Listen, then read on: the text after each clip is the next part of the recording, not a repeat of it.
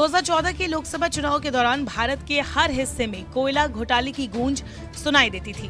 भारत के पूर्व प्रधानमंत्री मनमोहन सिंह के द्वारा 8 साल पहले यानी कि 2015 में इसी मामले में एक याचिका दायर की गई थी। करीब 8 साल के लंबे इंतजार के बाद उनकी याचिका पर आज सुनवाई होने वाली है। 4 अगस्त को इस मामले को सूचीबद्ध कर दिया गया है।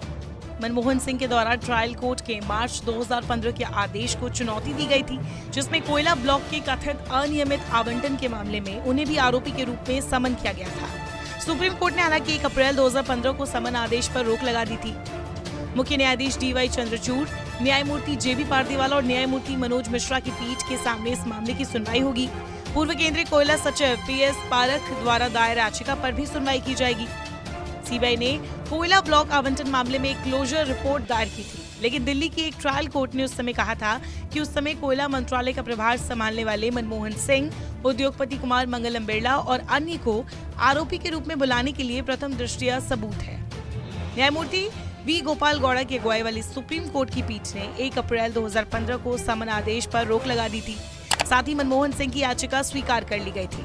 न्यायमूर्ति मदन लोकुर की अध्यक्षता वाली एक अन्य पीठ ने 7 सितंबर 2015 को पूर्व कोयला राज्य मंत्री संतोष बागरोडिया को तलब करने पर रोक लगाने से इनकार कर दिया था।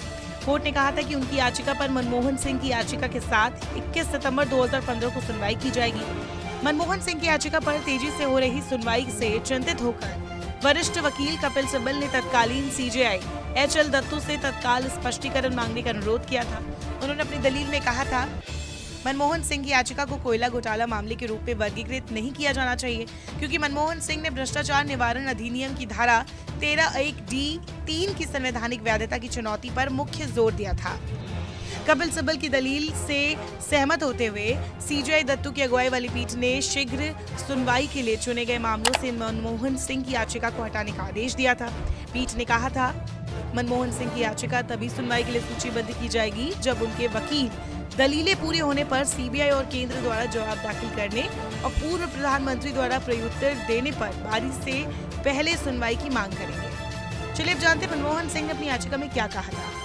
उन्होंने कहा था, मौजूदा याचिका कानून के महत्वपूर्ण सवाल उठाती है, जिसमें भ्रष्टाचार निवारण अधिनियम के तहत सरकारी कार्य और आपराधिक अभियोजन के बीच परस्पर क्रिया के संबंध में सुप्रीम कोर्ट से आधिकारिक घोषणा की मांग की गई है, खासकर उन मामलों में जहां कोई शिकायत भी नहीं है। आरोप की बात तो छोड़ ही दे। बहरहाल अब इसी मामले पर आज सुनवाई हो रही है। देखना होगा DY चंद्रचूड़ की बेंच इस पर क्या फैसला सुनाती है।